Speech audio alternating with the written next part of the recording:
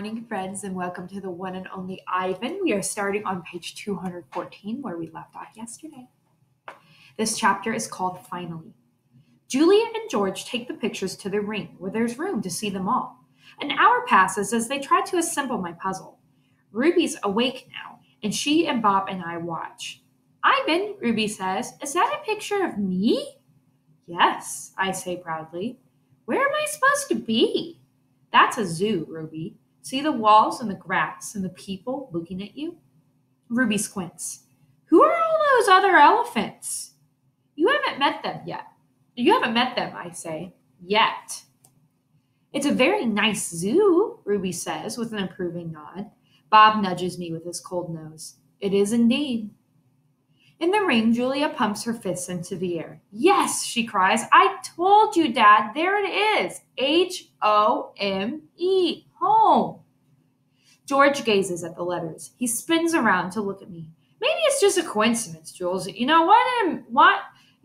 once in a trillion kind of thing, like that old saying about the chimp and the typewriter. Give him long enough and he'll write a novel. I made a grumbling noise, as if a chimp could write a letter, let alone a book. Then how do you explain the rest of it? Julia demands. The picture of Ruby in the zoo? How do you know it's a zoo? George asks. See that circle on the gate? There's a red giraffe in it. George squints and tilts his head. Are you sure that's a giraffe? I was thinking more along the lines of a deformed cat. It's the logo for the zoo, Dad. It's on all of their signs. Explain that. George gives her a helpless smile. I can't even begin to. I'm just saying that there has to be a logical explanation. Look at how big this is. Julia puts the last piece of Ruby's right ear into place. It's huge. It's definitely large, George agrees. Julia watches me. She chews on her thumbnail. I see the question in her eyes. She turns back to the paintings and stares at them, looking, truly looking. A slow smile dawns on Julia's face. Dad, she says, I have an idea. A big idea.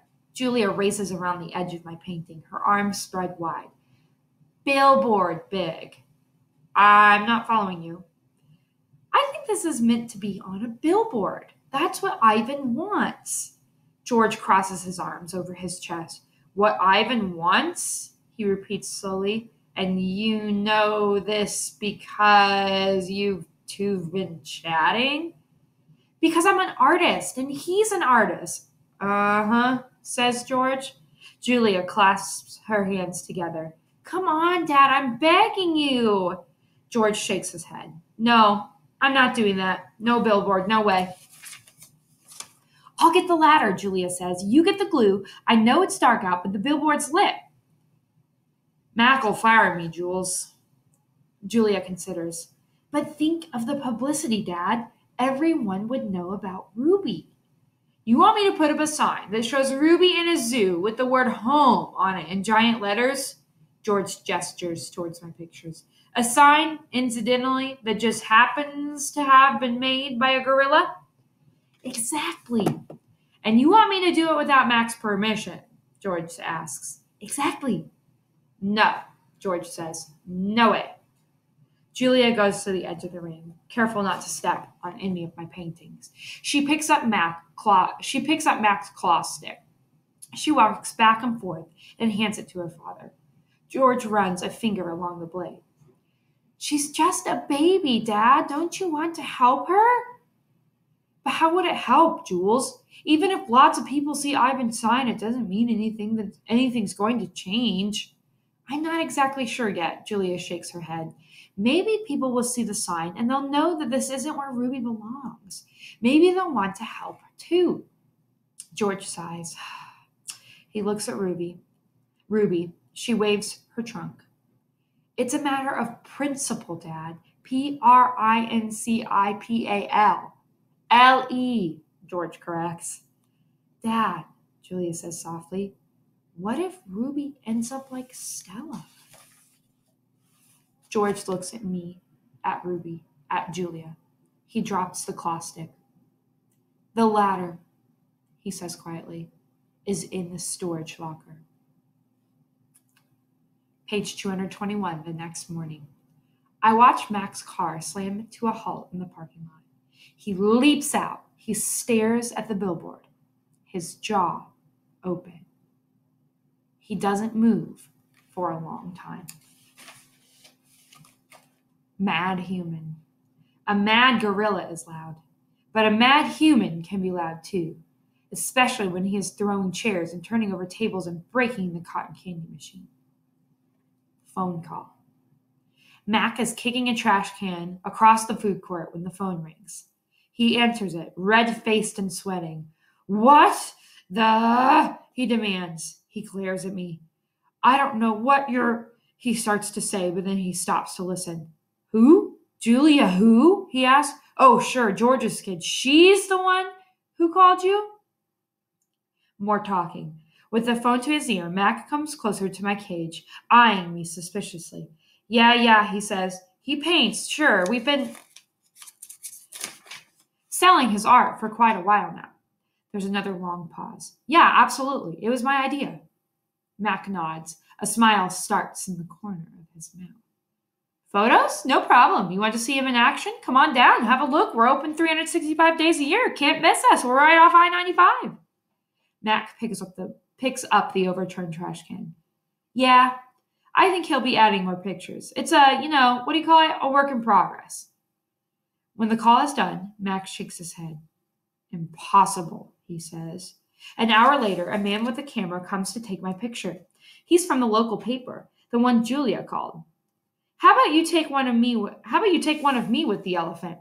Mac suggests. He drapes his arm around Ruby's back, grinning as the camera clicks. "Perfect," the man says. "Perfect," Mac agrees. Here's the picture. You see it? Oh, sorry. Oh, there we go. Page 226, a star again. A photo of my billboard is in the newspaper. Mac tapes the story onto my window.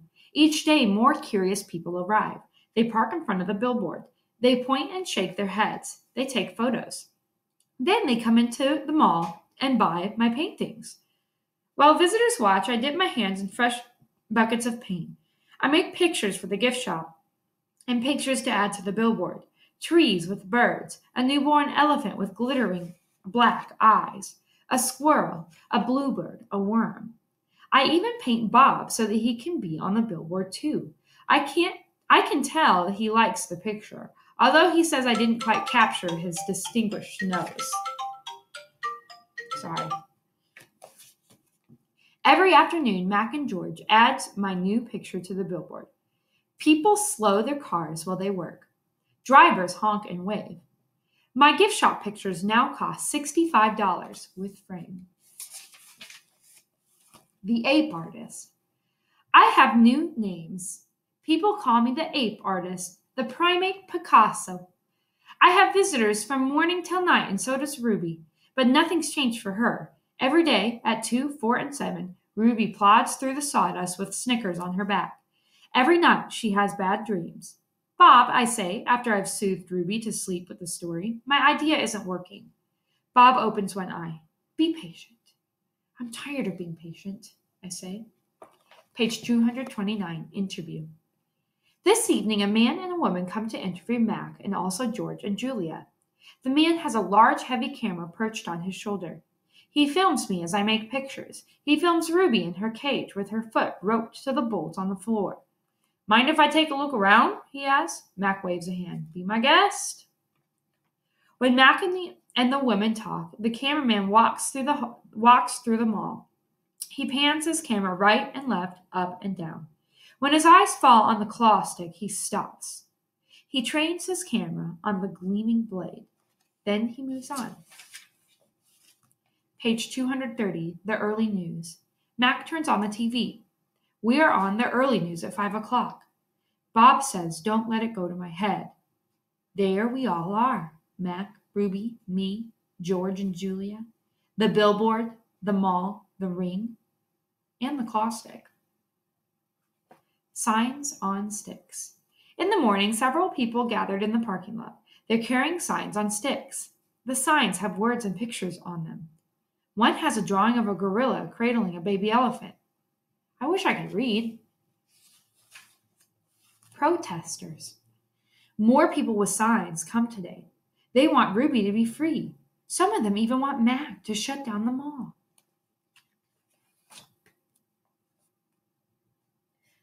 Some of these signs say, free Ruby, we love animals. Animals need love. Elephants are people too.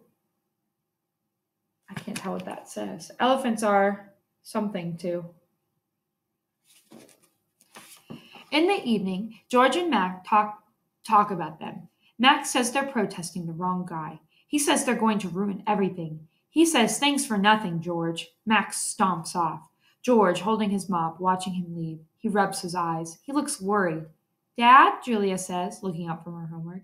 You know what my favorite sign was? George asked. Which one? The one that said elephants are people too. George gives her a tired smile. He goes back to work. His mop moves across the empty food court like a giant brush, painting a picture no one will ever see. Page 234. Check marks.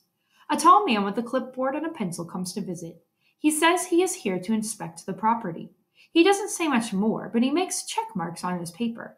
He looks at my floor. Check. He examines Ruby's hay. Check. His eyes on our water bowls. Check. Mac watches him, scowling. Bob is outside, hiding near the dumpster. He does not want to be a check mark. Page 235. Free Ruby. Every day there are more protesters and a camera with bright lights. Sometimes the people carrying signs shout, Free Ruby! Free Ruby! Ivan, Ruby asked, why are those people yelling my name? Are they mad at me? They're mad, I say, but not at you.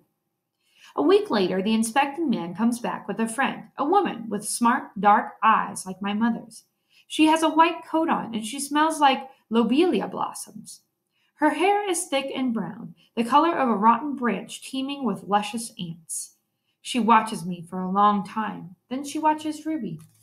She talks to the man. They both talk to Mac. The man gives Mac a sheet of paper. Mac covers his face. He goes to his office and slams the door. New box. Something strange is happening. The white coat woman is back with other humans. They place a large box in the center of the ring. It's ruby-sized. And suddenly, I know why the woman is here.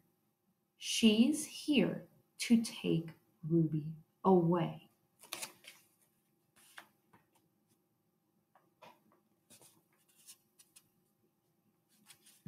We're going to stop right there, my friends. We will start back tomorrow on page 238 of The One and Only Ivan.